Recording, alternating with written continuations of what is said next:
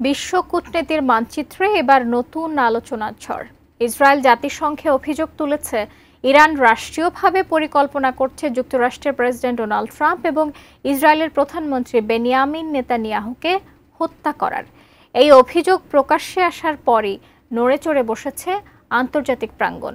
প্রশ্ন, ঠিক কিভাবে ইরান এই পরিকল্পনা করছে, আর ইসরায়েলের এই অভিযোগের বিষয়ে তেহরানের মন্তব্যই বাকি। বিস্তারিত জানাচ্ছেন ইশতিয়াক হোসেন। বহু বছর ধরে মধ্যপ্রাচ্যে জ্বলতে থাকা আগুন যেন এবার ধীরে ধীরে বিস্ফোরণের দিকে আগাচ্ছে। আর ইসরায়েল ইরানের মাঝে চলমান সংঘাতের মধ্যেই জাতিসংঘে এক বিস্ফোরক অভিযোগ তুলে ধরেছে নেতানিয়াহুর দেশ ইসরায়েল। তাদের অভিযোগ, ইরান রাষ্ট্রীয় পৃষ্ঠপোষকতায় মার্কিন প্রেসিডেন্ট ডোনাল্ড ট্রাম্প এবং ইসরায়েলের প্রধানমন্ত্রী নেতানিয়াহুকে হত্যার পরিকল্পনা করছে। এই অভিযোগের পর থেকেই আন্তর্জাতিক মহলে বাড়তে শুরু করেছে উদ্বেগ। দ্য ইন্ডিপেন্ডেন্টের একটি প্রতিবেদন থেকে জানা যায়, 2024 সালে মার্কিন প্রেসিডেন্ট নির্বাচনের সময় থেকেই ট্রাম্পের বিরুদ্ধে হত্যার চেষ্টা নিয়ে নানা গুজব ও তদন্ত চলছে।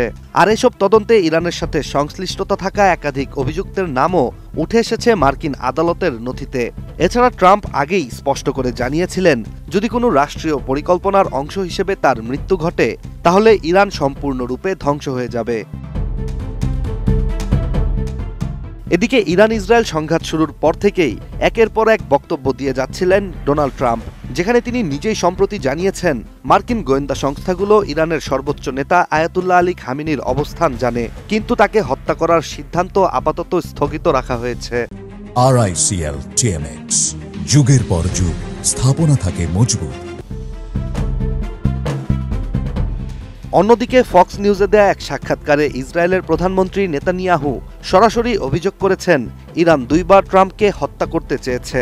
তিনি প্রশ্ন তুলে বলেন, যারা আমেরিকার মৃত্যু চায় বলে চিৎকার করে, তারা যদি পারমাণবিক অস্ত্র পায়, সেটা কি আমেরিকার জন্য নিরাপদ? এছাড়া নেতানিয়াহুও সরাসরি খামেনিকে হত্যার কথা একাধিকবার বলে আসছেন, যা এই সংঘাত শুরু হওয়ার পর থেকে আরও বেশি জোরালো হয়েছে। বিশেষজ্ঞরা বলছেন, ইসরায়েলের এই অভিযোগ তাদের যুদ্ধের কৌশলগত নীতি। তারা মধ্যপ্রাচ্যকে একটি পূর্ণাঙ্গ যুদ্ধের দিকে নিয়ে যেতে চায়, যার জন্য আমেরিকার হস্তক্ষেপ প্রয়োজন। যার ফলে ইসরায়েল এখন কৌশলে এমন একটি আন্তর্জাতিক ন্যারেটিভ গড়ে তুলছে, যার মাধ্যমে তারা আমেরিকাকে সরাসরি ইরানের বিরুদ্ধে যুদ্ধে টেনে আনতে চায়। তবে ইসরায়েল ইরানি গুপ্ত হত্যা চেষ্টার বিষয়ে বিস্তারিত কোনো তথ্য বা নথি প্রমাণ প্রকাশ করেনি। অবাক করার বিষয়টি হচ্ছে, বিগত সময়ে ইরানের সর্বোচ্চ নেতা আয়াতুল্লাহ আল খামেনিকে হত্যা কিংবা হত্যা চেষ্টা থেকে বাঁচানোর কথা প্রকাশ্যে ইসরায়েল ও যুক্তরাষ্ট্রই বলে আসছে। এছাড়া ইরান ও ইসরায়েল সংঘাতে ইসরায়েলি সেনাবাহিনী ইরানের শীর্ষ সেনা কর্মকর্তা থেকে শুরু করে দেশটির পরমাণু গবেষকদের হত্যা করেছে। আর গাজায় 50,000-এর বেশি ফিলিস্তিনিদের হত্যার অভিযোগ তো আছেই নেতানিয়াহুর বিরুদ্ধে।